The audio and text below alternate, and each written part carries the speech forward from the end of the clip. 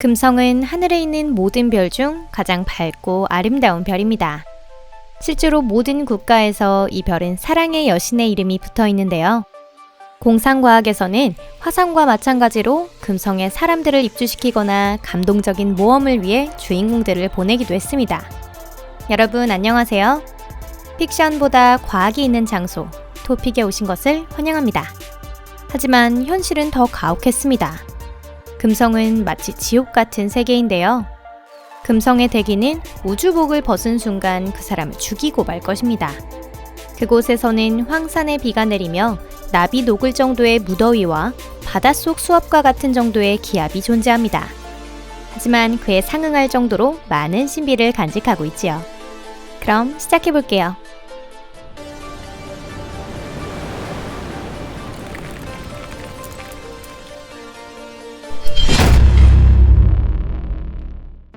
금성, 샛별, 태백성. 먼 옛날 금성에는 두 가지 별명이 있었다는 사실 혹시 알고 계신가요? 바로 샛별과 태백성이라는 명칭인데요. 현재 우리는 금성이 스스로 빛을 발하는 항성이 아니라는 사실을 알고 있습니다. 그럼 도대체 왜 이런 별명이 붙었을까요? 금성은 태양과 달에 이어 세 번째로 밝기 때문에 지구의 하늘에서 쉽게 눈으로 볼 수 있는 천체이기도 합니다. 태양을 도는 금성의 궤도는 지구의 경로 안쪽을 지나기 때문에 보통 금성은 일출 직전이나 일몰 직후에 볼 수 있고, 이러한 점으로 인해 각각 옛날부터 샛별과 태백성이라고 불렸던 것입니다. 실제 금성을 본 이집트인과 그리스인은 다른 두 개의 천체를 관측하고 있다고 믿고 있었죠. 고대 그리스에서 이들 별은 주는 빛, 보스포러스, 태백성, 헤스펠스라고 불렸습니다. 좀 더 시간이 지나고 나서야 이것들이 동일한 천체이며 스스로 빛을 발하는 항성이 아니라는 사실을 깨닫게 됩니다. 금성의 대기에 대해 알려지지 않은 것. 금성은 목성에 이어 두 번째로 대기가 발견된 별인데요. 때는 1761년 6월 6일의 일이었습니다. 금성이 태양의 궤도를 이동하는 모습을 관측하던 과학자 미하일 로모노소프는 금성의 한쪽 면에서 거품이 증가하고 있다는 사실을 깨닫게 됩니다. 초기 망원경으로는 태양의 빛과 반사광선이 멀리 떨어진 행성의 대기 중으로 굴절하기 때문에 그렇게 보이는데요. 이후 분광사진술이 발명되며 금성의 대기가 주로 이산화탄소와 황산 증기로 구성되어 있다는 사실을 알게 됩니다. 금성의 대기는 완전히 마이페이스입니다. 대기는 금성 본체와 무관하게 회전하며 지구 시간으로 4일 동안 한 바퀴를 돕니다. 이로 인해 금성의 표면은 매우 차분하지만 대기의 상층에서는 지구에서 가장 강한 폭풍을 크게 웃도는 세찬 바람이 항상 일어나고 있습니다. 금성 지표면 부근의 기압은 태평양을 1km 내려갔을 때의 수압과 비슷한 정도인데요. 그 같은 기압에서는 대기의 90%를 차지하는 이산화탄소가 더 이상 가스라 할 만한 상태라고 볼 수 없을 것입니다. 이산화탄소는 치사성의 독을 가진 젤리 형태로 되어 있고, 이것이 샛별의 표면을 완전히 뒤덮고 있습니다. 금성 대기의 밀도가 매우 높다는 사실은 여러분도 이미 알고 계실 텐데요. 대기가 빛을 거의 통과하지 않기 때문에 금성의 낮은 다소 어두우며 밤은 완전히 새까맣습니다. 하지만 고도 약 100km 떨어진 곳에서는 투명도가 적당해지면서 기압이나 온도도 알맞은 편입니다.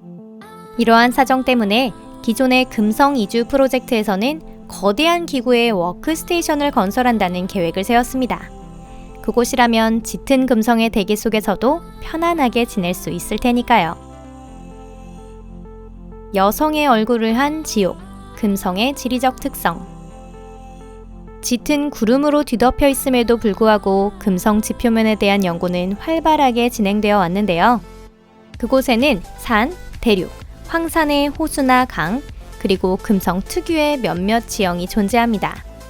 금성에 있는 최대의 산맥 두 곳은 각각 이슈타르 대륙과 아프로디테 대륙이라고 불립니다. 아프로디테 대륙은 적도의 약간 남쪽에 있는데요. 이 대륙은 아프리카의 면적과 거의 같으며 그 형태는 전갈을 닮아 있습니다. 아프로디테 대륙에는 마트몬트 산이 있는데 이는 금성의 최고봉인 스카디 산에 이어 두 번째로 높은 산으로 태양계에서 가장 거대한 활화산입니다. 이 슈타르 대륙은 금성의 북극 근처에 있으며 그 면적은 미국의 면적보다 약간 작습니다. 대륙의 중앙에는 맥스웰 산맥이 있는데 이는 히말라야 산맥의 높이를 뛰어넘는 금성 최대의 산맥입니다. 이 산맥에서 가장 높은 곳이 스카디 산으로 금성의 표면에서 약 12km 위로 솟아 있습니다. 그곳에는 거대한 별의 흔적도 있습니다. 바로 지름 100km가 넘는 클레오파트라 크레이터인데요. 금성의 모든 지역은 맥스웰 산맥과 그곳에 인접한 알파 레지오, 베타 레지오를 제외하고 모두 지구의 다양한 여신 혹은 유명한 여성의 이름이 붙어 있습니다. 이 중에는 방금 전 크레이터의 이름을 내준 클레오파트라처럼 실제하는 인물의 이름도 있는 반면 금성의 광대한 평원 중 하나인 리부쉐 평원처럼 고대 체코 여왕으로 알려진 신화상의 이름도 있답니다. 금성은 매우 얇은 지각을 가지고 있습니다. 주로 그 비인간적인 표면 온도 때문에 암석이 응고되기가 어렵습니다.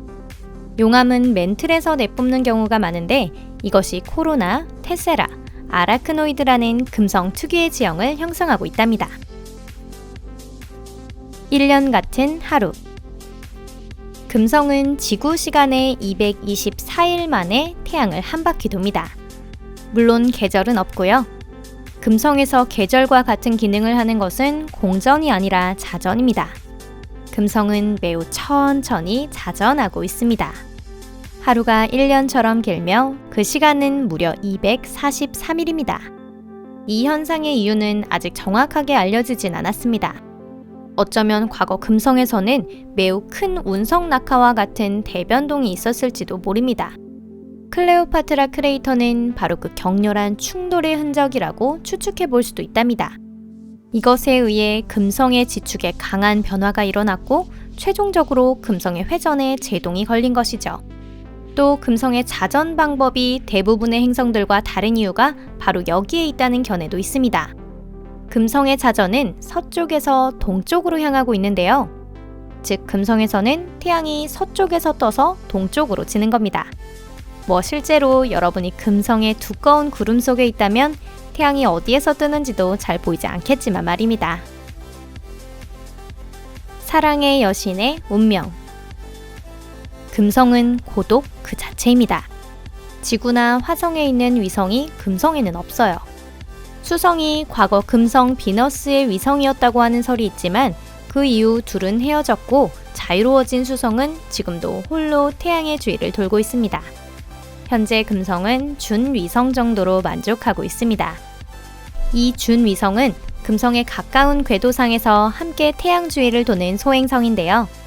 이는 2002V268이라 불리는 둥근 구형으로서 그 크기는 약 500m 정도입니다. 이 이외의 큰 위성이나 트로이군은 금성 궤도에서는 발견되지 않았습니다. 다음은 금성에서의 생활에 관해서인데요. 금성이 형성된 직후의 단계에서는 지구와 쌍둥이 자매였습니다. 금성은 사실 지구와 거의 같은 크기입니다. 당시의 금성은 현재 같은 무시무시한 행성이 아니었습니다. 만약 금성에 지구 같은 대기가 있었다면 금성 적도의 기온은 그늘에서 70도 정도 됐을 텐데요. 인류에게 그리 쾌적하지는 않지만 중위도부터 극지까지의 위도이면 대체로 허용 범위에 들어갑니다.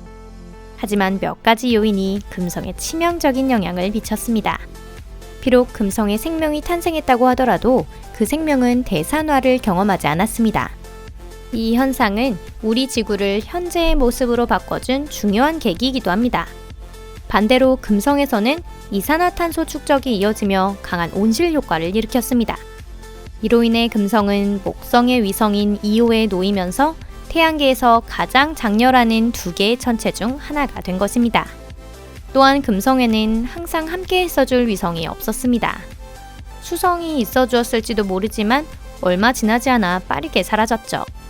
달은 조력을 사용해 지구 내부가 식지 않도록 활성화시켜주며 거기에서 그치지 않고 운석에서 지구를 지켜주는 방패 역할도 하고 있습니다.